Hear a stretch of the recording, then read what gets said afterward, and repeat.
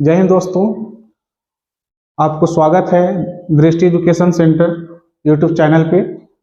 आप लोग के लिए 2024 बोर्ड के बिहार बोर्ड में जो वीवीआई क्वेश्चन साइंस के लिए पूछा जाता है वो आप लोग के लिए लेकर आए हैं। जो एग्जाम बोर्ड में 100% चांस है कि ऐसा ही क्वेश्चन आए। ठीक है, देखते हैं। गोलीय दर्पण के परिवर्तक पृष्ठ की वृत्ताकार सीमा रेखा का व्यास क्या कहलाता है?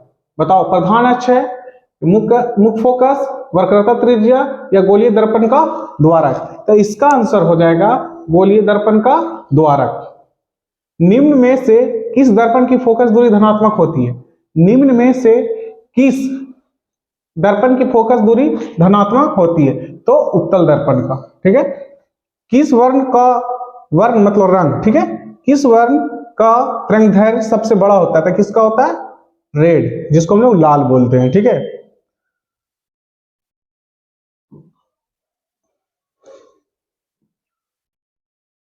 आगे हम लोग देखते हैं, किसी वस्तु का प्रतिबिंब आंख के किस भाग पर पड़ता है? तो किस भाग पे पड़ता है? किसी वस्तु का प्रतिबिंब आंख के किस भाग पे पड़ता है? आप लोग कमेंट में जरूर लिखते जाइएगा।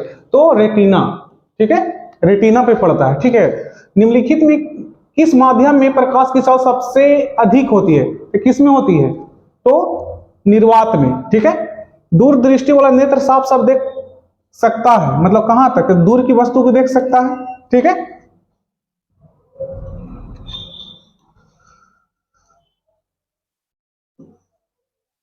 आगे हम लोग देखते हैं, एक अभिसारी किरण पुंज समतल दर्पण पर आपतित होती है, परिवर्तित किरण पुंज होगा। बताओ क्या होगा? तो अभिसारी होगा। क्या होगा? अभिसारी। यदि एक प्रिज्म से एक वर्णी किरण गुजरे तो इसका क्या नहीं होगा? मतलब इसका क्या नहीं? अपवर्तन, विचलन, वर्ण विक्षेपण या इसमें से कोई नहीं। तो क्या होगा? इनमें से कोई नहीं इसका आंसर होगा। वायु में कांच के उत्तल लेंस की वायु में शक्ति होती है। बताओ किसमें शक्ति होती है? हैं? किसमें? वायु में कांच के उत्तल लेंस की वायु में शक्ति होती है। तो किसमें? धनात्मक में होती है। ठीक है। किसमें होती है? धनात्मक में होती है।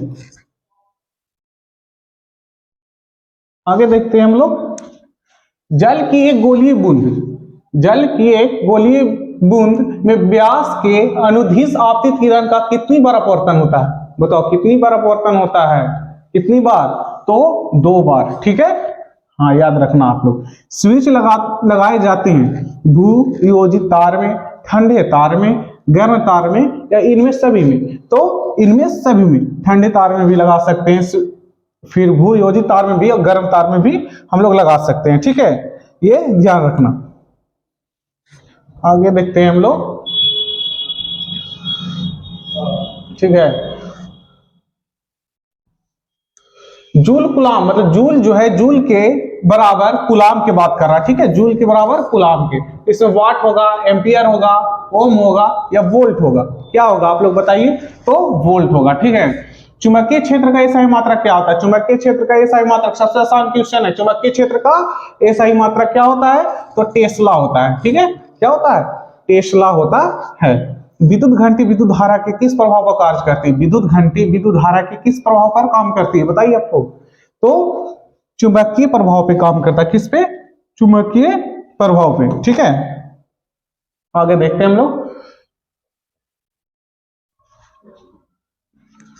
डायनेमा बदलता है। बताओ डायनेमा कैसे बदलता है? डायनेमा किस प्रकार बदलता है? ध्वनि ऊर्जा को विद्युत ऊर्जा में, या आंतरिक ऊर्जा को विद्युत ऊर्जा में, विद्युत ऊर्जा को ध्वनि ऊर्जा में, या विद्युत ऊर्जा को यांत्रिक ऊर्जा में? तो हम लोग कह सकते हैं यांत्रिक ऊर्जा को विद्युत ऊर्जा में बदलता कौन? तो डायनेमा। डायनेमा है जो बदलता है।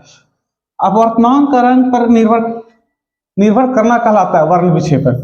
ठीक है। अपवर्तनांक का रंग पर जो निर्भर करता है क्या कहलाता है? वर्ण विक्षेपण। एक मोटर कार के पश्चादर्शी दर्पण में बना प्रतिबिंब, मतलब पीछे की ओर जो बना जो है इसका प्रतिबिंब बन रहा है, वो किस प्रकार से होता है? ठीक है। तो किस प्रकार से होता है? वस्तु से छोटा। कैसा होता है?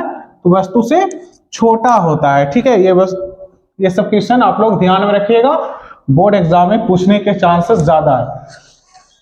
एक विद्युत सेल से धारा प्राप्त करने पर इसके सिरों के बीच विभवांतर का मान हो जाता है। बताओ क्या हो जाता है? विद्युत वाहन बल से अधिक, पहला ऑप्शन। दूसरा विद्युत वाहक बल से दुगना, तीसरा ऑप्शन है विद्युत वाहन बल से कम, और चौथा है इनमें से कोई नहीं। चौथा क्या है? इनमें से कोई नहीं। तो बताओ इसका आंसर ये हो जाएगा विद्युत वाहक बल से दुगना। एक अवतल दर्पण की ध्रुव एवं फोकस के ठीक मध्य स्थित बीम के लिए आवर्धन होगा। बताओ क्या होगा आवर्धन? आप लोग बताइए, फटाफट बताइए। तो एक अवतल दर्पण के ध्रुव एवं फोकस के ठीक मध्य स्थित बीम के लिए आवर्धन होगा।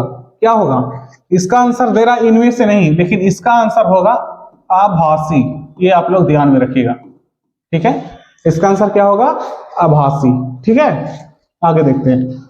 जीवाश्म ईंधन के जलने से किनके ऑक्साइड उत्पन्न होते हैं? बताओ, जब इस जीवाश्म ईंधन के जलने से किनके ऑक्साइड उत्पन्न होते हैं? सल्फर के, कार्बन के, नाइट्रोजन के और इनमें से सभी के। तो सल्फर का भी होता है, कार्बन का भी होता है, नाइट्रोजन का भी होता है और इनमें से सभी। तो मतलब इसका आंसर हो जाएगा इनमें से सभी, ठीक है। इसका आंसर क्या हो जाएगा? इनमें से सभी।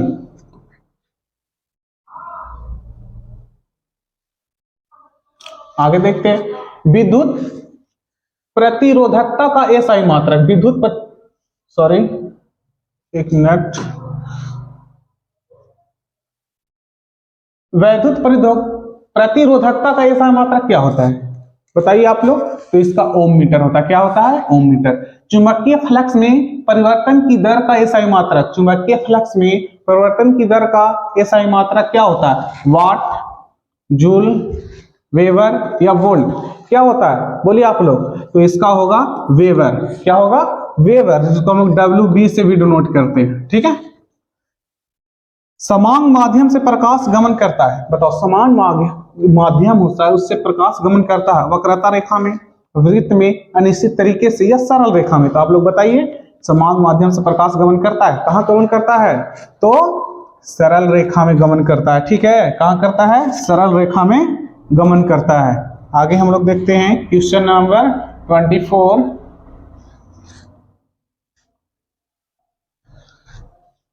यदि एक प्रिज्म से एक वर्णी किरण गुजरे तो इसका नहीं होगा। मतलब यदि एक प्रिज्म से एक वर्णी किरण गुजरे तो इसका नहीं होगा। क्या नहीं? वर्ण विक्षेपण या विचलन, अपवर्तन, इनमें से कोई नहीं। तो क्या नहीं होगा? वर्ण विक्षेपण नहीं होगा, ठीक है। प्रत्येक इलेक्ट्रॉन पर ऋणात्मक आवेश होता है। कितना होता है? ये आप लोग पढ़े होंगे, 9th क्लास में पढ़े होंगे। प्रत्येक इलेक्ट्रॉन पर ऋणात्मक आवेश होता है। तो कितना होता है? तो होता 1.6 इंटू 10⁻⁹ कूलाम, ठीक है। ये होगा आंसर। एक घोल नीले लिथियम पत्र को लाल कर देता है, तो घोल का पीएच क्या होगा? 2 होगा, 9 होगा, 7 होगा या 10 होगा? क्या होगा? तो इसमें जो 7 दिया है यहां पर हो जाएगा 7 से कम, ठीक है। कहा कि 7 का जो ऐसा 7 का जो पीएच मान होता है 7, इसका उदासीन का होता है। इसका होता है उदासीन का। लेकिन अगर नीले लिथियम पत्र को लाल कर रहा है, इसका मतलब है 7 से कम। इसका आंसर याद रखना, 7 से कम, ठीक है। यहां तक ये बात ध्यान देना, ठीक है। लोहे की परमाणु संख्या बताओ। लोहे की परमाणु संख्या किसे क्या मतलब कितना होता है? बताओ आप लोग। लोहे की परमाणु संख्या कितना होता है? 26 होता है। लोहे की परमाणु संख्या कितना होता है? तो 26 होता है, ठीक है। सल्फर परमाणु के बाहरी कक्षा में इलेक्ट्रॉनिक संख्या कितनी होती है? सल्फर परमाणु के बाहरी कक्षा में इलेक्ट्रॉनिक संख्या कितना होता है? तो 7 होता है, ठीक है। एल्युमिनियम पर मोटी ऑक्साइड की परत बनाने की प्रक्रिया कहलाती है। क्या कहलाती है? एनोडीकरण। क्या कहलाता है? एनोडीकरण। एल्युमिनियम है, इस पर कोई मोटी ऑक्साइड की परत बनाने की प्रक्रिया को हम लोग बोलते हैं एनोडीकरण। ये बात ध्यान में रखिएगा आप लोग, ठीक है। आगे देखते हैं।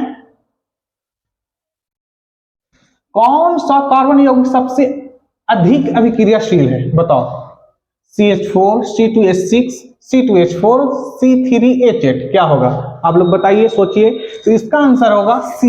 इसको हम लोग बोलते हैं एथीन, ठीक है। क्या बोलते हैं?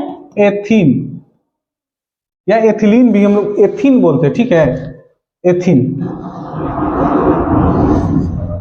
हम लोग पढ़े होंगे IUPAC नेम, ठीक है। IUPAC नेम पढ़े होंगे, उसमें हम लोग पढ़ते हैं एल्केन, इस प्रकार से रहता है। और इसमें एक होता है एल्केन, एल्कीन और एल्काइन, इसी को हम लोग बोलते हैं सिंगल बॉन्ड, डबल बॉन्ड और ट्रिपल बॉन्ड। इसी से ये बना क्या, एल्कीन। ठीक है, आगे देखते हैं विरंजक चूर्ण का रासायनिक सूत्र। बताइए विरंजक चूर्ण का रासायनिक सूत्र क्या होता है? विरंजक चूर्ण का रासायनिक सूत्र क्या होता है? तो CaOCl2 होता है। ठीक है, रासायनिक अभिक्रिया में भाग लेने वाले पदार्थ को कहा जाता है, क्या कहा जाता है?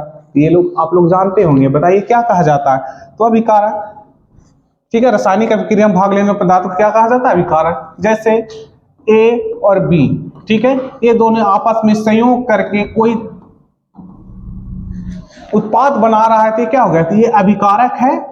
ठीक है, ये समीकरण मतलब जब समीकरण में भाग लेगा तभी तो एक उत्पाद का निर्माण करेगा। ठीक है, इसलिए अभिकारक इसे बोलते हैं हम लोग, और इसे बोलते हैं उत्पाद। ठीक है, ये बात ध्यान रखना। ठीक है, आगे हम लोग देखते हैं,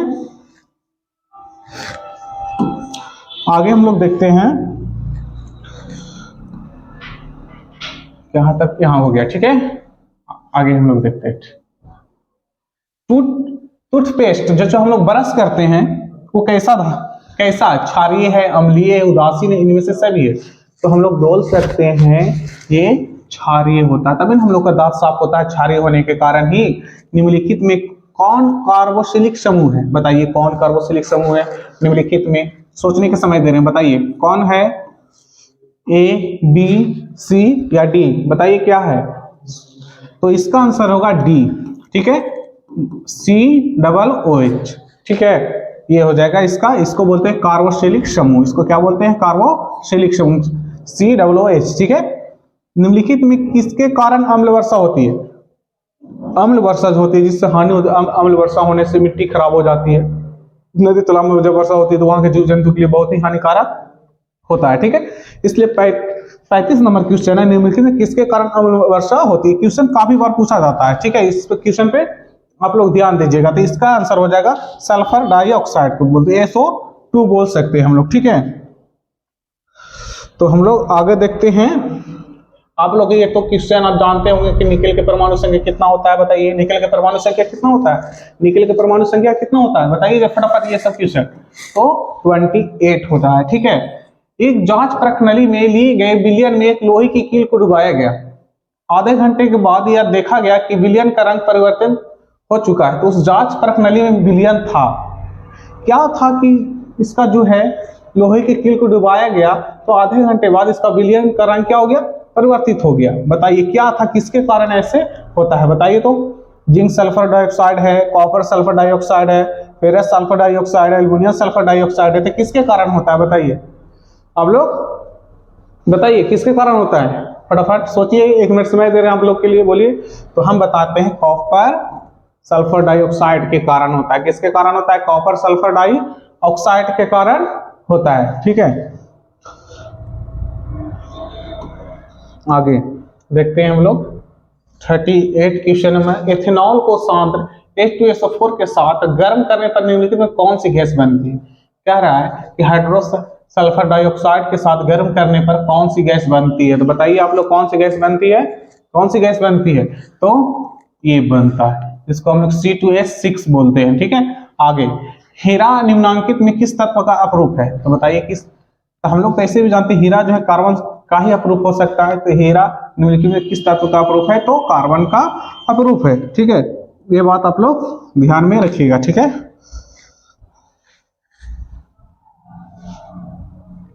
40 है क्वेश्चन नंबर। 1 ग्राम सोने से कितना लंबा तार बनाया जा सकता है?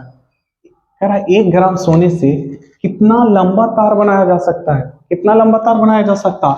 तो 2 मीटर। ठीक है, हमेशा याद रखना 2 मीटर। निम्नांकित यौगिक में कौन जल में विलय है? कौन मतलब बेंजीन है, मीथेन है, ग्लूकोज है, कार्बन डाइऑक्साइड है? बताइए क्या है, बोलिए। तो इसका आंसर हो जाएगा ग्लूकोज। ग्लूकोज का हम लोग पानी में डालने के बाद क्या होता है? घुल जाता है ना, इसलिए कहा जाता है विलय। ठीक है, निम्नलिखित में कौन अम्लगम है? अम्लगम इसमें कौन है? बताइए। कॉपर, जिंक, इस प्रकार से है। बताइए कौन है इसमें? फटाफट सोचिए। तो इसका आंसर हो जाएगा, ठीक है, Na और Hg। एथिलीन का IUPAC नाम, एथिलीन का क्या होता है? IUPAC नाम क्या होता है? क्या होता है? तो इसका होता है एथील। ठीक है, क्या होता है? एथील। आगे हम लोग देखते हैं।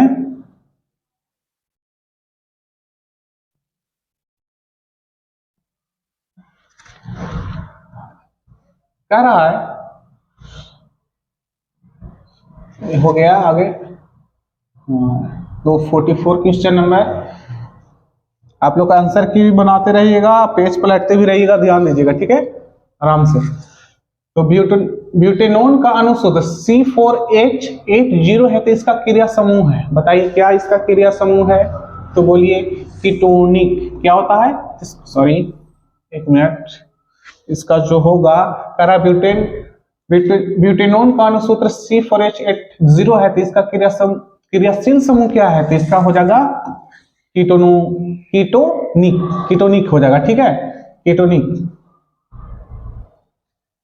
आगे पढ़ते हैं, एल्काइन में दो कार्बन परमाणु के बीच कितने सहसंयोजक बंधन होते हैं? बताइए, एल्काइन में दो कार्बन परमाणु के बीच कितने सहसंयोजक बंधन होते हैं? तो आप लोग बताइए कितने होते हैं? तो 3 होते हैं, ठीक है, ये आप लोग ध्यान में रखिएगा।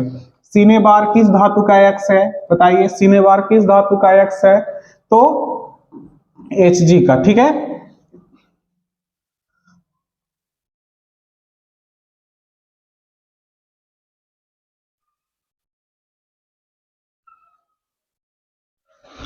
सल्फाइड एक्स का सांद्रण निम्नलिखित में किस विधि द्वारा होता है? तो फेन उत्प्लावन विधि, ठीक है। अगला क्वेश्चन देखते हैं, जल के वैद्युत अपघटन में कैथोड पर कौन सी गैस मुक्त होती है? बताइए कौन सा गैस मुक्त होती है? तो एक होती है हाइड्रोजन, ठीक है। तो आप लोग जो बता रहे हैं आप आंसर की नोट करते जाइएगा, आप रोज प्रैक्टिस करिए, रोज वीडियो देखिए, जो कि बिहार बोर्ड में काफी पूछने वाला ये प्रश्न है, जो पूछा जाता है, ठीक है। तो ये आप काम करें, ठीक है। तो आगे हम लोग देखने वाले हैं कि निम्नलिखित में कौन सा तत्व सबसे अधिक धातुई गुण वाला है, ठीक है। तो निम्नलिखित में कौन सा तत्व सबसे धातुई गुण वाला है, ठीक है, बोलिए, ठीक है। तो अगला क्वेश्चन है, निम्नांकित में कौन सा तत्व सबसे अधिक अधातुई गुण वाला है? तो बताइए कौन सा है? तो ये सल्फर है, ठीक है, ये याद रखिएगा आप हमेशा, ठीक है। अगला क्वेश्चन है, आगे आप देखिए,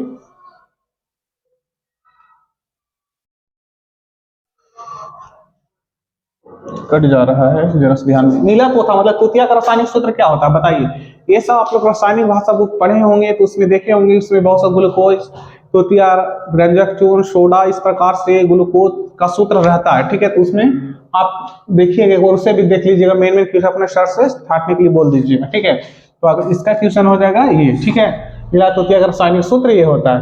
प्रदूषण मुक्त ऊर्जा स्रोत है, बताइए कैसा, कौन है? तो सौर ऊर्जा। क्या होगा? सौर ऊर्जा, ठीक है। निम्नलिखित में किस हाइड्रोकार्बन में कार्बन परमाणु के बीच 3 आबंध है? तो किनके के बीच है? बताइए आप लोग। तो इसके बीच होता है C3H4, मतलब 3 आबंध है, मतलब ट्रिपल बॉन्ड के बात कर रहा है, तो इसी में ना होगा, ठीक है। तो हम लोग पढ़ते में प्रोप में, तो कुछ प्रोपाइन हो जाएगा, जो बोलते हैं इसमें ट्रिपल बॉन्ड पाया जाता है।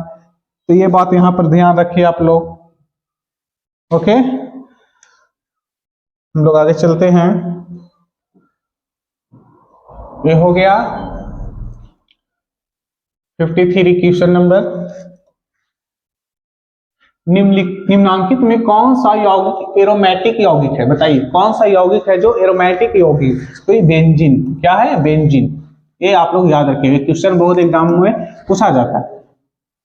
उच्च वाष्पीय अम्लों के सोडियम लवण कहलाता है, क्या कहलाता है? बताइए आप लोग, क्या कहलाता है? तो साबुन कहलाता है, ठीक है। एक कक्षा में इलेक्ट्रॉनों की अधिकतम संख्या होती है, कितनी संख्या होती है? आप लोग बताइए कितना होता है? तो होता है 2n² ठीक है। यही आपका ये होता है कक्षा इलेक्ट्रॉनों की अधिकतम संख्या 2n², ठीक है। ये बात को आप लोग ध्यान दीजिएगा। आगे क्वेश्चन देखते हैं, साइटोन का आकार होता है, बताइए साइटोन का आकार कैसा होता है? तो ताराकार होता है, ताराकार होता है, ठीक है, स्टार लाइक जिसको इंग्लिश में हम लोग बोलते हैं। निम्नांकित में कौन एक पादप हार्मोन नहीं है? निम्नांकित में कौन एक पादप पादप हार्मोन नहीं है। ठीक है, तो बताइए क्या है इसमें नहीं है? तो ऑक्सिन। ठीक है, ऑक्सिन, ऑक्सिन जो है तो पादप हार्मोन नहीं है। यूरिया रक्त में कहां प्रवेश करता है? बताइए, यूरिया जो है रक्त में कहां प्रवेश करता है? तो यकृत में करता है। ठीक है, कहां करता है? यकृत में करता है।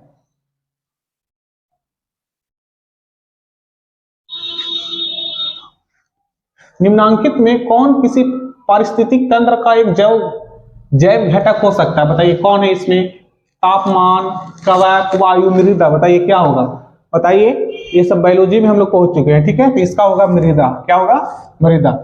नर युग्म तथा मादा युग्म के संयोजन से बनता है। बताइए, नर और मादा जब दोनों मिलते हैं तो दोनों का संयोजन से क्या बनता है? बोलिए आप लोग, क्या बनता है? तो जाइगोट बनता है। क्या बनता है? जाइगोट। ये क्वेश्चन याद रखिएगा। ठीक है, पादप अपशिष्ट संचित रहते हैं। बताइए, पादप अपशिष्ट है जो संचित रहते हैं, कहां संचित रहते हैं? कोशिका रिक्तिकाओं में, पत्तियों में, छाल में, इनमें सभी। बताइए क्या होगा इसका आंसर? तो इसका आंसर होगा इनमें से सभी। ठीक है, इनमें से क्या होगा? सभी आंसर होगा। आगे क्वेश्चन देखते हैं हम लोग। समान अनुशीथिलीन रक्तदाब होता है। बताइए, द नॉर्मल डिस्ट्रोटिक ब्लड प्रेशर कितना होता है? बताइए, तो एक नॉर्मल व्यक्ति का जो ब्लड प्रेशर होता है वो कितना होता है? बताइए, 120, 80 या 130 या 100? क्या होता है?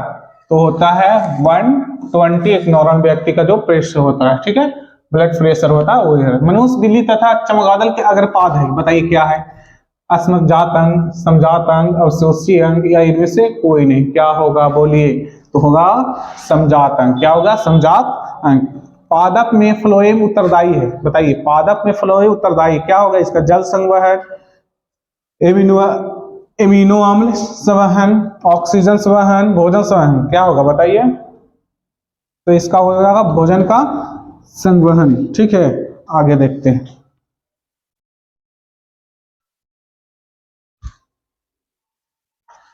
एक वयस्क मनुष्य के कितने दांत होते हैं? एक वयस्क मनुष्य के कितने दांत होते हैं? तो बताइए, 32 होता है। एंड्रोजन क्या है? एंड्रोजन क्या है? बताइए, एंड्रोजन क्या है? आप लोग को पता है? तो एंड्रोजन जो है नरलिंग हार्मोन होता है। ठीक है, जो पुरुषों में होता है। ये बात ध्यान रखिएगा, क्या होता है? नरलिंग हार्मोन जो पुरुषों में खास करके होता है। ठीक है, न्यूरॉन का वह हिस्सा जहां जानकारी हासिल की जाती है। बताइए, न्यूरॉन के कौन से हिस्सा में जानकारी हासिल की जाती है? बताइए आप लोग, कौन से हिस्सा में की जाती है? तो तंत्रिका कक्ष में बोल सकते हैं, तंत्रिका कक्ष में। ठीक है,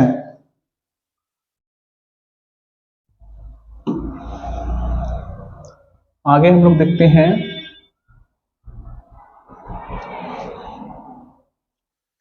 अनुवांशिकता का सिद्धांत किसने प्रस्तावित किया था? लामार्क ने, Charles Darwin, Gregor John Mendel, इनमें से कोई नहीं। क्या होगा इसका आंसर? बताइए, तो हो जाएगा ग्रेगर जॉन मेंडल। ठीक है, प्रकाश संश्लेषण की प्रकाश की अभिक्रिया निर्भर करती है। बताइए किस पर अभिक्रिया निर्भर करती है? तो क्लोरोफिल पर निर्भर करती है। गुर्दे में उत्पादित मूत्र मूलाशय में जाता है। कहां जाता है? बताइए आप लोग, कहां जाता है? तो मूत्र मार्ग में और मूत्रवाहिनी दोनों में जाता है। ठीक है, यहाँ दोनों में जाता है। आगे देखते हैं हम लोग। रक्त क्या है? बताइए, रक्त क्या है? कोशिका है, पदार्थ है, ऊतक है, या इनमें से कोई नहीं? बताइए, रक्त क्या है? तो ये एक प्रकार का कोशिका ही है। ठीक है, फूल में नर प्रजनन अंग, फूल में नर प्रजनन अंग है। बताइए, वर्तिका है, वर्तिकाग्र है, या अंडाशय है, या पुंकेसर है? तो इसका आंसर क्या हो जाएगा? पुंकेसर। क्या हो जाएगा? पुंकेसर। ठीक है, द ओरिजिन ऑफ स्पीसीज इनके द्वारा लिखा गया, मतलब इसके द्वारा कौन सा बुक लिखा गया? The origin of species of written by, कौन सा ये किताब लिखे थे? बताइए आप लोग, कौन सा किताब लिखे थे? तो चार्ल्स डार्विन ने लिखे थे ये किताब। कौन कौन सा किताब लिखे थे? तो द ओरिजिन ऑफ स्पीसीज। कौन लिखे थे? तो चार्ल्स डार्विन। ठीक है,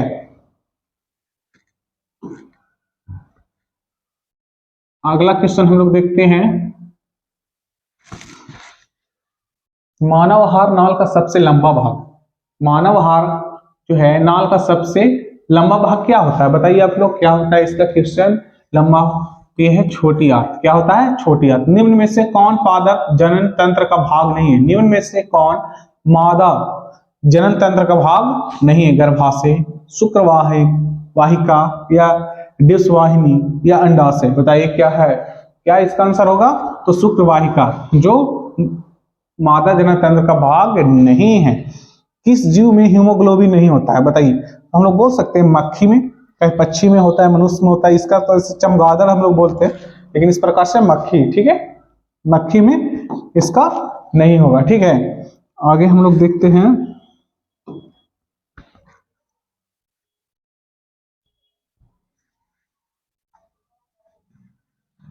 मनुष्य में श्वेत रक्त कोशिका की जीव अवधि कितनी होती है बताइए। मनुष्य में श्वेत रक्त कोशिका की जीवन अवधि कितनी होती है, कितनी होती है बताइए आप लोग। हम कितना होती है, तो 12 से 20 दिन तक होती है, ठीक है।